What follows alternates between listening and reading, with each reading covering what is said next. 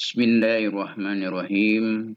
Assalamualaikum warahmatullahi wabarakatuh.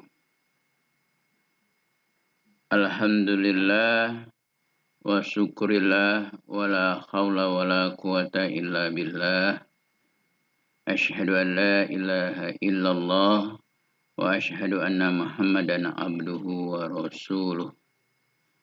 Anak-anakku, puja dan puji syukur kita panjatkan kepada Allah Subhanahu wa taala, di mana dalam pertemuan yang ketiga ini masih belajar melalui online. Untuk pertemuan yang ketiga ini mari kita mulai terlebih dahulu membaca doa. Rabbi shrahli sadri wa yassirli amri wahlul 'uqdatam min lisani yafqahu qawli. Raditu billahi rabba wa bil islami dina wa bi Muhammadin nabiyya wa rasula. Rabbi zidni ilma warzuqni fahma. Untuk pertemuan yang ketiga ini kita akan membahas masalah iman kepada kitab-kitab Allah, dalam hal bagaimana kita menapaki kehidupan bersama dengan kitabullah, dalam hal ini tentunya Al-Quran. Memulai pertemuan ini, anak-anakku, dibuka Al-Quran surat Al-Isra, surat yang ke-9 ayat 17, dan surat Al-Baqarah surat yang kedua ayat 23. Buka Al-Qur'annya, mari sama-sama kita membaca kedua surat ini.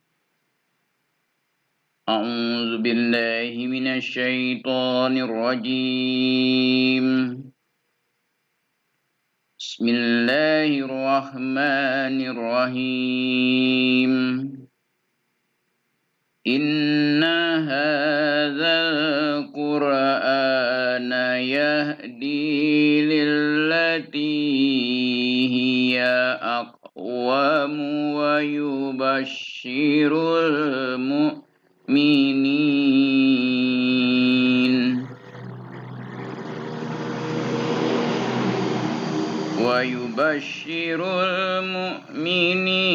alladzina ya'maluna as-salihati anna lahum ajrun kabira.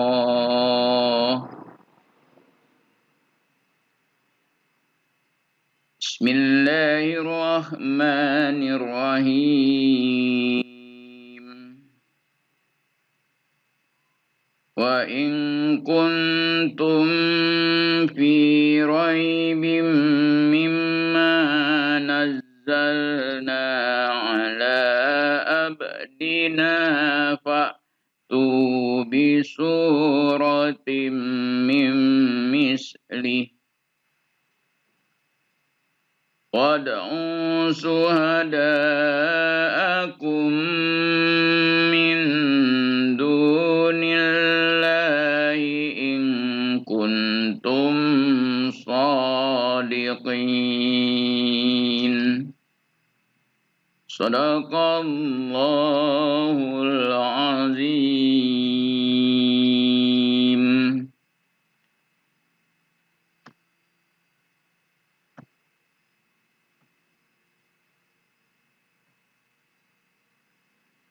Pertemuan yang ketiga ini kita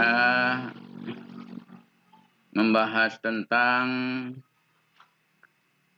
masalah iman kepada kitab-kitab Allah.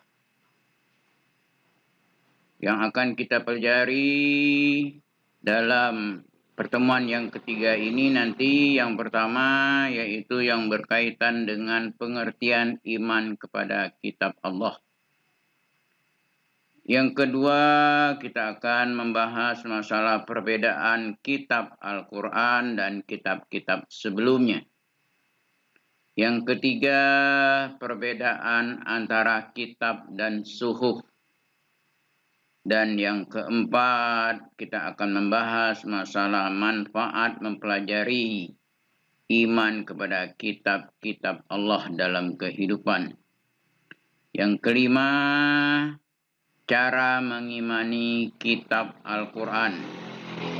Dan yang keenam, yaitu pentingnya beriman kepada kitab-kitab Allah.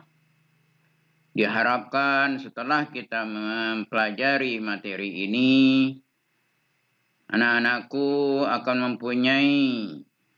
memiliki karakter yang pertama, karakter religius, yang kedua karakter kejujuran, yang ketiga adanya kepedulian sosial, dan yang keempat adanya tanggung jawab, dan yang kelima kreatif.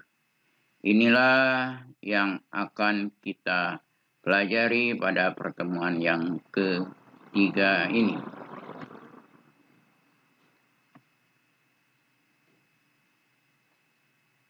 Pertama, yaitu pengertian iman kepada kitab-kitab Allah.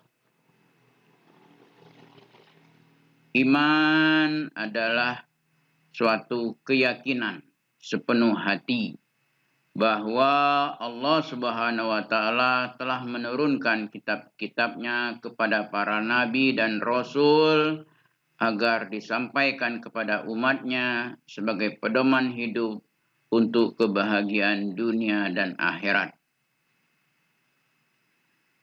Di dalam mengimani kitab-kitab Allah ini minimal ada 3 yang akan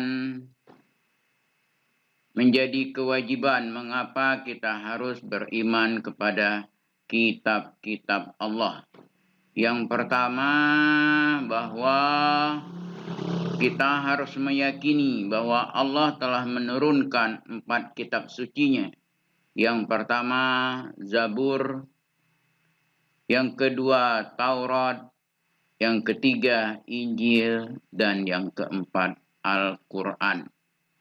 Jadi kita sebagai orang yang beriman harus meyakini bahwa Allah telah menurunkan 4 macam kitabnya. Hanya 4 macam saja, tidak ada yang lain. Yaitu Zabur, Taurat, Injil, dan Al-Quran. Yang kedua, mengapa kita wajib beriman kepada kitab Allah? Bahwa Al-Quran harus kita yakini menjadi kitab suci yang diturunkan yang terakhir, yang membenarkan sebagian ajaran sekaligus korektor terhadap kitab-kitab suci sebelumnya. Sedangkan yang ketiga, mengapa kita wajib beriman kepada kitab Allah? Kita harus meyakini bahwa Al-Quran menjadi kitab suci yang paling terpelihara, utuh dan asli. Tidak ada perubahan sedikit pun. Inilah pengertian mengapa kita harus beriman kepada kitab Allah.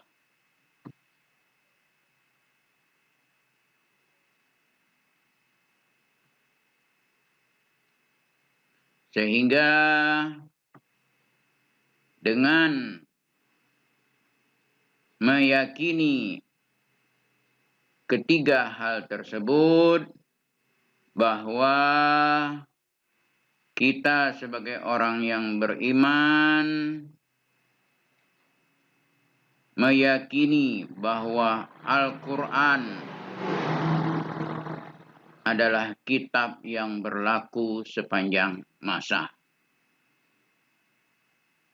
Yang kedua, yaitu hubungan Al-Quran dengan kitab suci lainnya. Bagaimana hubungan Al-Quran dengan kitab suci, Taurat, Zabur, Injil? Yang pertama, bahwa Al-Quran menjadi saksi kebenaran dan menjadi tolak ukur atau barometer kebenaran terhadap kitab-kitab sebelumnya. Sebaliknya, Al-Quran juga menjadi saksi atas kesalahan, sehingga fungsi Al-Quran adalah menjadi pemelihara.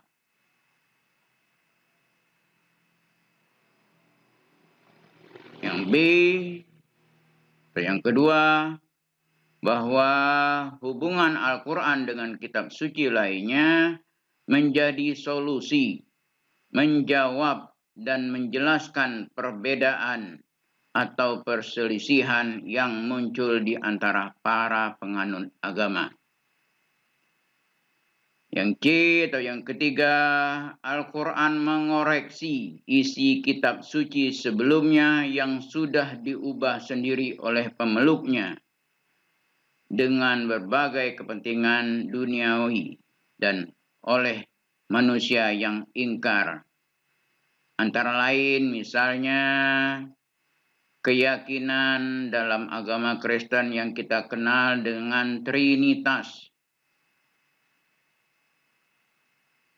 Bahwa keyakinan Trinitas yang ada dalam agama Kristen tersebut, menurut Al-Quran, keyakinan itu harus ditolak dengan keras dan menyalahi. Begitu juga tentang kisah penyaliban Isa Al-Masih. Menurut orang-orang Kristen, bahwa yang disalib adalah Isa Al-Masih. Sedangkan menurut Al-Quran bahwa yang disalib itu bukanlah Isa, melainkan muridnya yang durhaka, yang diserupakan wajahnya dengan Nabi Isa alaihissalam.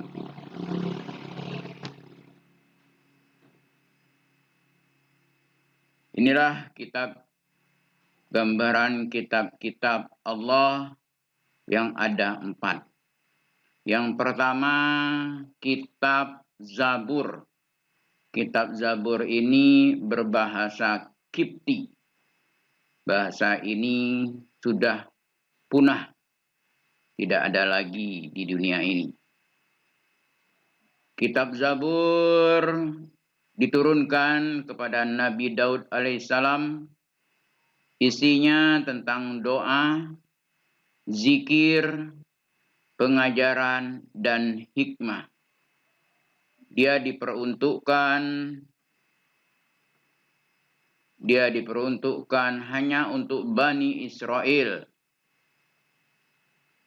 Nabi Daud hidup di tanah Kan'an sekitar abad ke-10 sebelum Masehi. Yang kedua, kitab Taurat. Kitab Taurat ini diturunkan kepada Nabi Musa alaihissalam. Dia berbahasa Ibrani.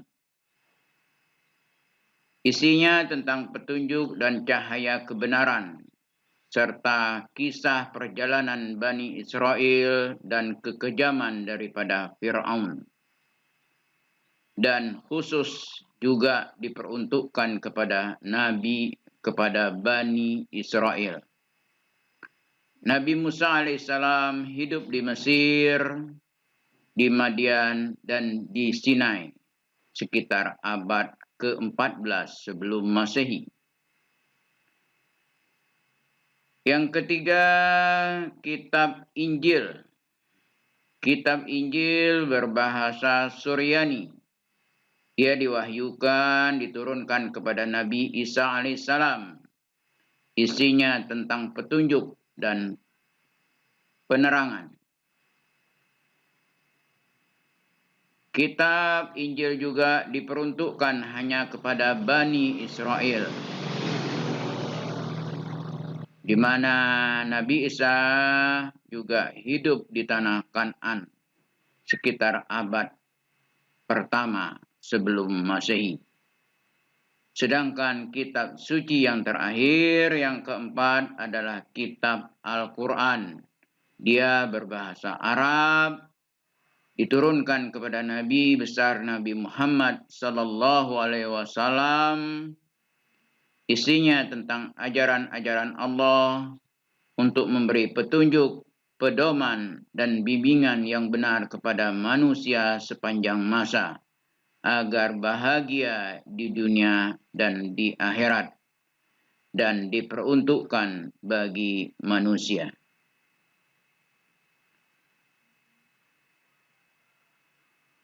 Inilah keempat kitab suci yang telah Allah turunkan.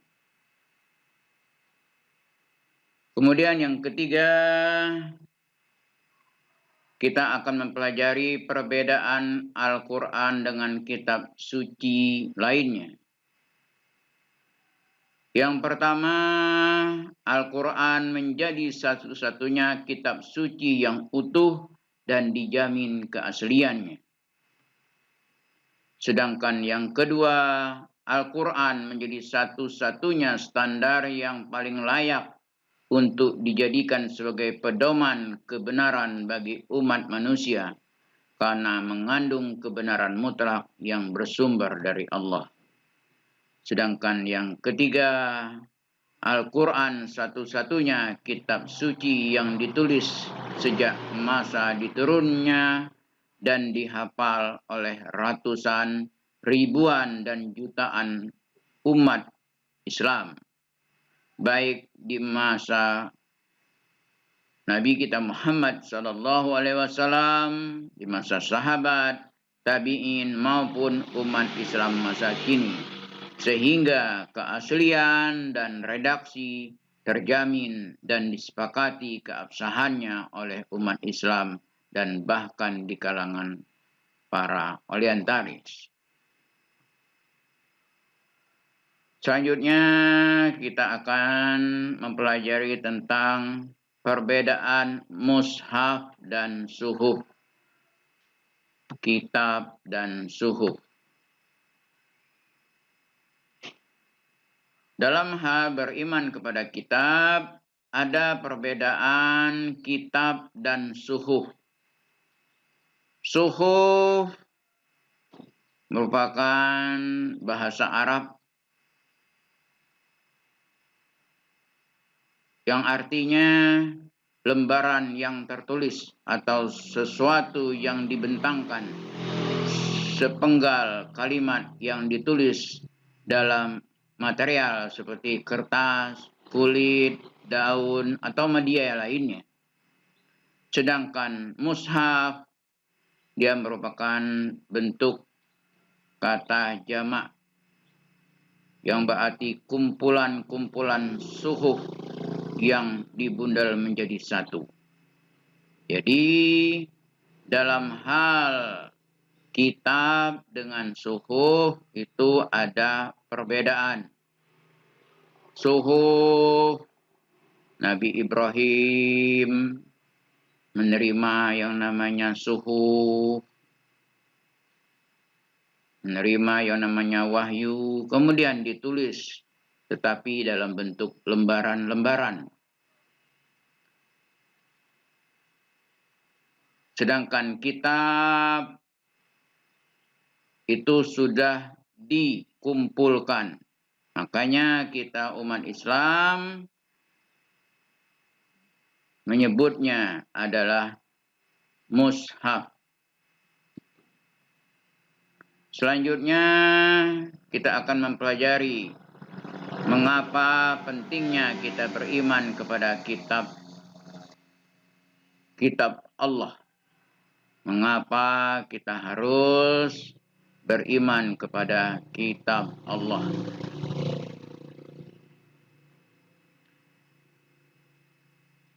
Pertama, bahwa kitabullah untuk kita jadikan sebagai petunjuk dalam mengarungi setiap roda kehidupan. Sebagaimana firman Allah di dalam surat Al-Isra ayat 9 yang berbunyi, Inna hadzal Qur'ana yahdi lillati hiya aqwamu wa yubashshirul mu'minina allazina ya'maluna as-salihati anna lahum ajran kabira. Yang artinya, sesungguhnya Al-Quran ini memberikan petunjuk kepada jalan yang paling lurus dan memberi kabar gembira kepada orang-orang mukmin yang mengerjakan amal soleh, bahwa bagi mereka ada pahala yang besar. Yang kedua, mengapa pentingnya kita harus beriman kepada kitabullah? Karena kitabullah dapat dibuktikan dalam kehidupan. Kita harus menemukan makna dan mengamalkannya, sebagaimana para sahabat dan tabi'in terdahulu sudah menerapkan, sehingga mencapai zaman keemasan dan kesuksesan pada akhirnya. Dapat kita teladani dalam kehidupan kita, bahwa kehidupan para nabi, para sahabat, para tabi'in, di mana mereka tersebut sangat-sangat menjalankan apa-apa yang ada dalam kitabullah, sehingga pada zaman tersebut umat Islam mencapai zaman keemasannya.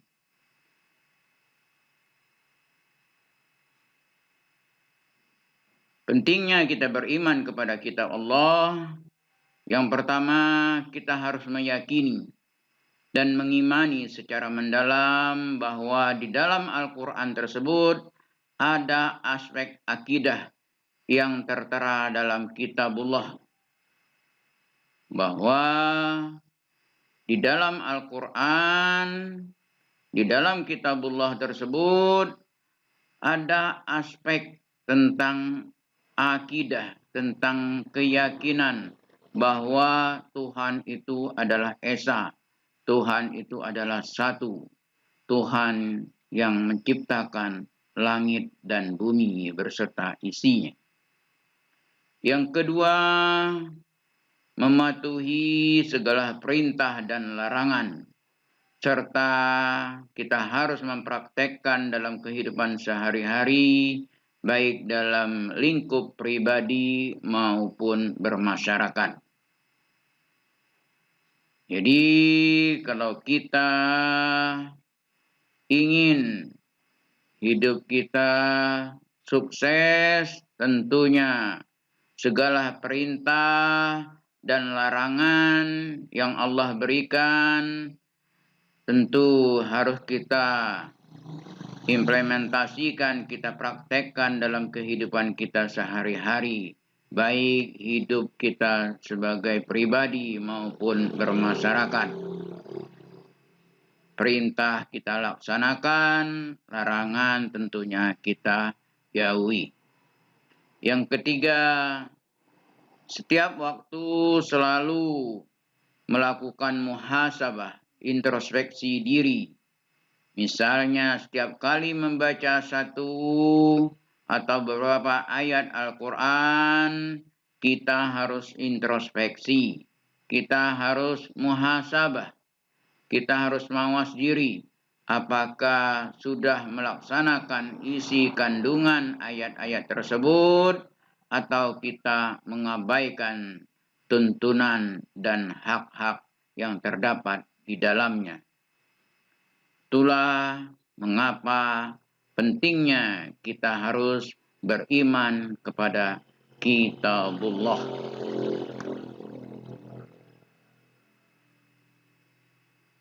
Selanjutnya kita akan membahas pengertian yang namanya Al-Quran.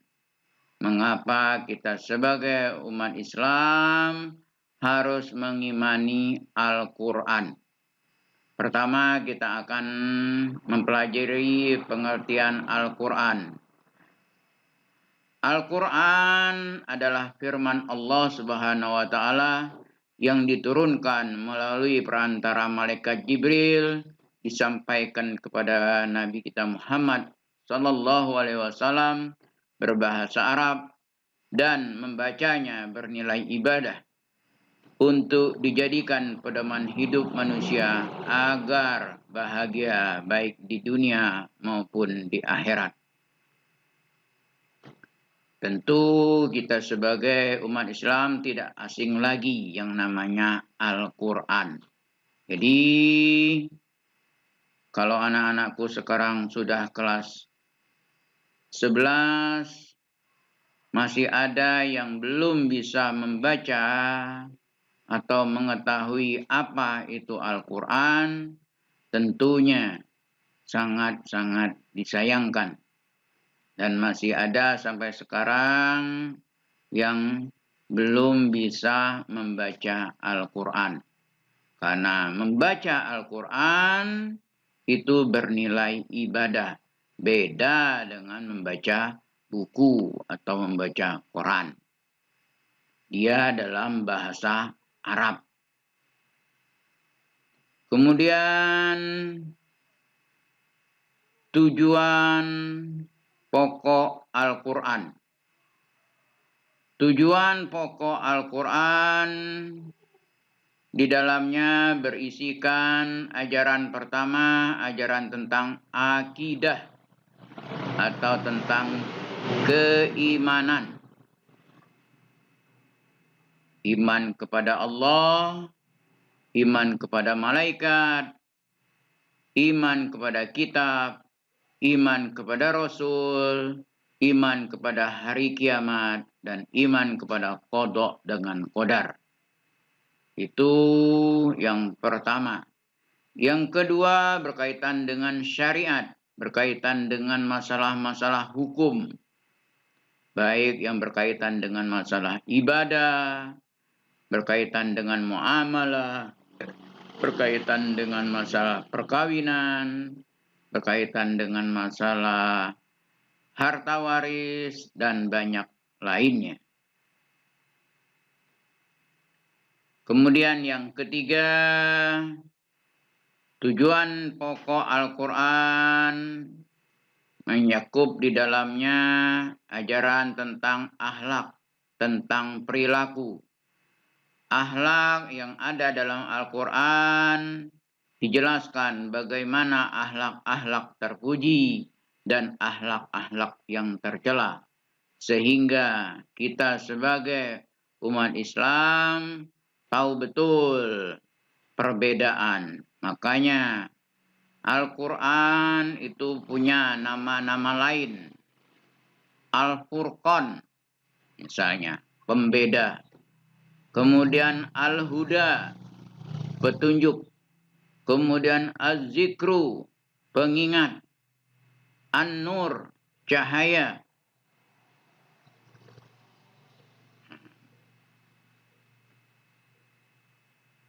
Selanjutnya kita akan mempelajari kedudukan Al-Quran. Kedudukan Al-Quran paling tidak ada 4. Pertama, bahwa Al-Quran adalah wahyu Allah, firman Allah, perkataan Allah. Sehingga Al-Quran tidak sedikit pun, tidak satu pun ada bahasa Nabi Muhammad di dalamnya. 100% orisinil, dia adalah firman Allah. Yang kedua, Al-Quran adalah mukjizat Nabi Muhammad sallallahu alaihi wasallam. Maka satu-satunya mukjizat para nabi yang masih ada sekarang adalah hanya Al-Quran. Makanya Al-Quran punya kekuatan, punya kelebihan. Kemudian yang ketiga, kedudukan Al-Quran sebagai pedoman hidup bagi setiap muslim. Yang keempat, bahwa Al-Quran sebagai korektor, pengoreksi, dan penyempurna terhadap kitab-kitab sebelumnya. Kemudian isi dan kandungan Al-Quran. Isi dan kandungan Al-Quran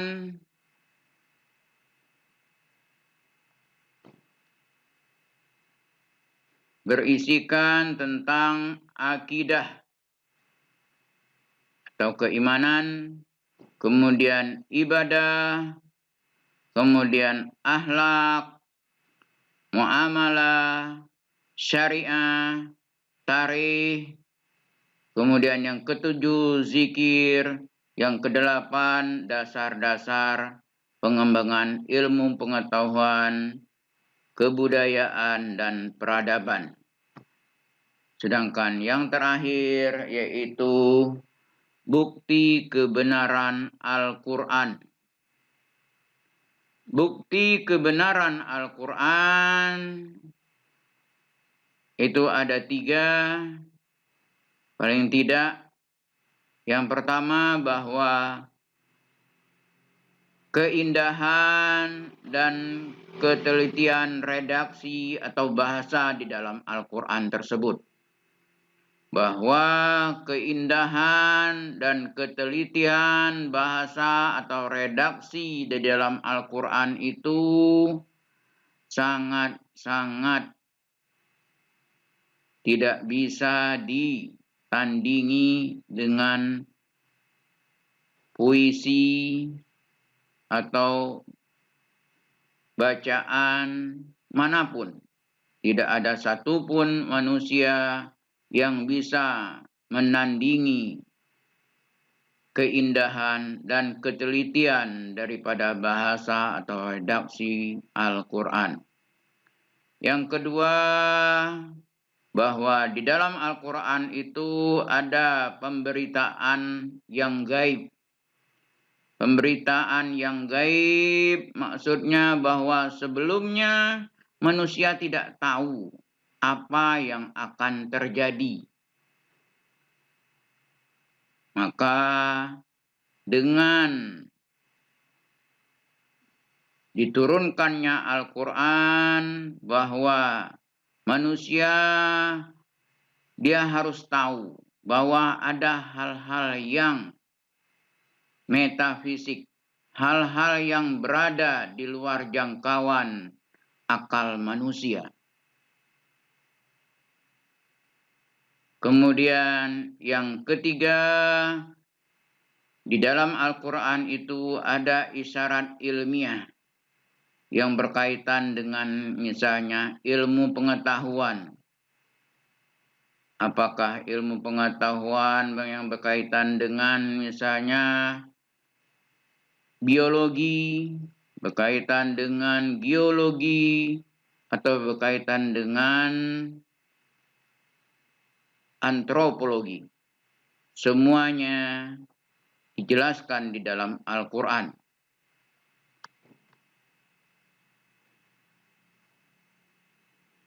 Itulah pembahasan kita dalam pertemuan yang ketiga ini. Mudah-mudahan apa yang Bapak sampaikan bermanfaat. Mari kita tutup pertemuan ini dengan sama-sama membaca hamdalah. Alhamdulillahirabbil alamin. Sebelumnya, untuk anak-anakku dalam pertemuan yang ketiga ini ada tugas untuk kalian yang harus kalian jawab. Kalian bisa buka di Google Classroom yang berada di kelas masing-masing. Akhirul kalam, wabillahi taufiq wal hidayah. Assalamualaikum warahmatullahi wabarakatuh.